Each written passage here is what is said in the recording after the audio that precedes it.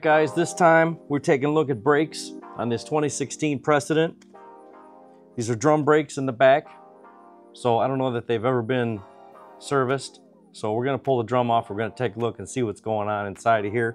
We're going to show you how to replace the brakes and give you a little bit of information on things that just to be aware of, things to kind of watch out for while you're doing this on your cart. All right, so let's come in close and let's get this drum off and see what we got to get going first. First thing I'm going to do is I'm going to come in here with just a quick brush and get all this dust out of here.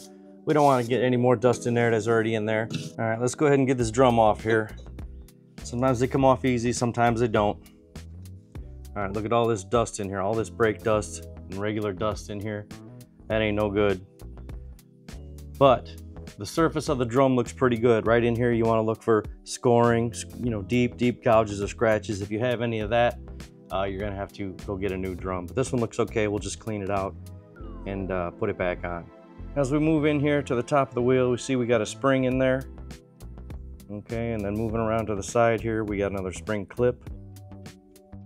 Another one on the other side. Down in there. And then there's one more spring on the bottom. All right, since we bought the new hardware kit, we're going to use a little trick to get these springs out of here. You see, it's really hard to get over here. You really can't get pliers in here to grab these. You really can't get the, well, if you have the brake spring pliers, maybe. So there's not really a good way to do this. We're gonna split this spring right here with the screwdriver and see if we can't pull it over to get it off of the brake shoe. And you can see it popped off. Doesn't matter if we ruined it because we have a new one in the kit. Next, what we need to do is we need to release these clips down here. So all we got to do is push in, get this hole over lined up, push in over here, twist the pin from the back, just kind of give it a little flick, and then let it go, and it'll basically just fall out of there. We're going to do that to the other side, and then we're going to remove the brakes from the axle.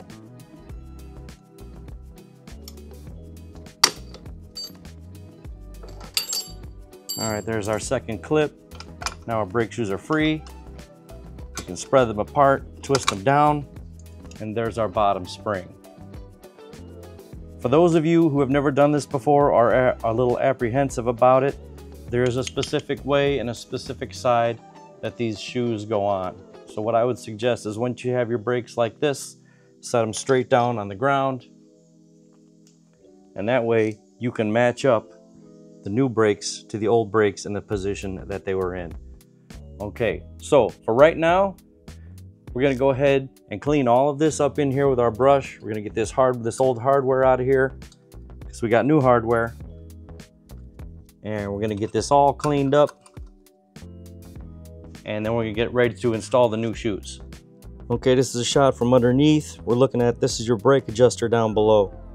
The fat spring is the one that goes right above this. You'll notice that there's a gear on the end. So before we put the new shoes on, we got to pull that gear out of there. If you notice right here, there's a screw on the end. We want to screw that in so it's tight against this part here. This is your adjustment part. This is what adjusts when you back up and slam on the brakes. This is how it automatically keeps the brakes tight. Okay, now one side is going to turn counterclockwise, and one side is going to turn clockwise, depending on what side of the cart you're on. So we're going to take this, don't forget your washer, put it back in to the adjuster assembly. Now that little slot is where your brake shoe is going to sit. All right, make sure it's in there. It's got to be in there, and it's got to be on that top anchor. All right, here we go with the new brakes. Remember how I told you they were specific? They go in a specific place. The reason is they're shaped differently, okay, to match the function of what they're supposed to do in their action when they start pressing against the surface of the drum. So you got two here that say 17L, two here that say 17T. Yours original ones that came off may or may not say that. In that case, just match them up and look at all the different angles and all the different points, all the different holes, and make sure you're putting the right shoe in the correct position, because it really actually does make a difference. You can see right there on the top one, this says 17T, and this one doesn't seem to say anything. But if we flip it over, we can see this one says 17L. All right, so just pay attention to what you're doing, match them up, make them the same, and then we're gonna just put them on in reverse order.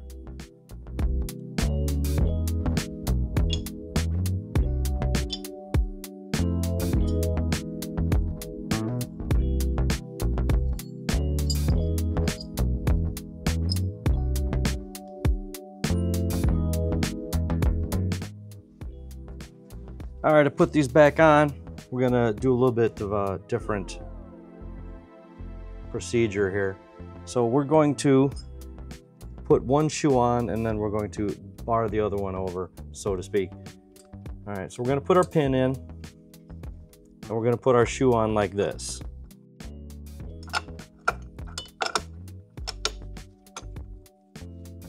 We're gonna get into position. Then we're gonna put the clip on. Okay, but we're gonna do that on this side first because the spring is shorter on that side than it is on this side. Another reason why we wanna do this side first is so we can hold that adjuster into place while we're securing the shoe. Remember to make sure that you're in that slot. And we're gonna put the clip on to hold it in place. Seat the shoe in place, just like that. Now we're going to hang the spring on that shoe. Now we're going to hook our shoe on the bottom spring for the other side. So now we're at the point where we can lock this shoe down. We're putting the pin through the back and putting the clip on. Again, we're going to use the screwdriver to push in on the tab. These are going to be stiff, so put some muscle into it, spin the pin. There we go. Move your clip over to the edge of the brake shoe. Keep it out of the way of everything. Center your brake shoes. Give them a tug all the way around. Try not to touch the lining with your fingers. Touch it with your palms. Usually your palms aren't as greasy. Okay, you want to keep all grease and oil off of these pads because you don't want them creating hot spots. All right, so at this point, all we got to do is put our small spring back on and the two top holes, and then we'll be ready to put the drum back on.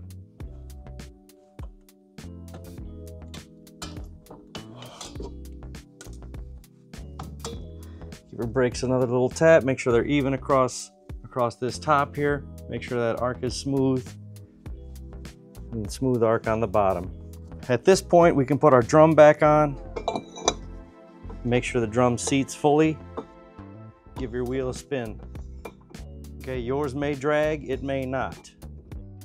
Since we screwed that adjuster all the way in, mine do not. So I'm gonna back that adjuster out by turning the screw a couple turns, which is gonna bring the shoes out, which is gonna stiffen this up a little bit and get it a little bit closer, the pad to the inside of the drum.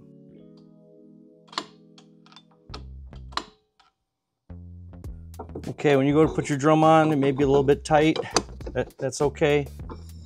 When you spin it, you should be able to hear and feel a little bit of drag. That's good. That's where you want to stop. Just leave it right there.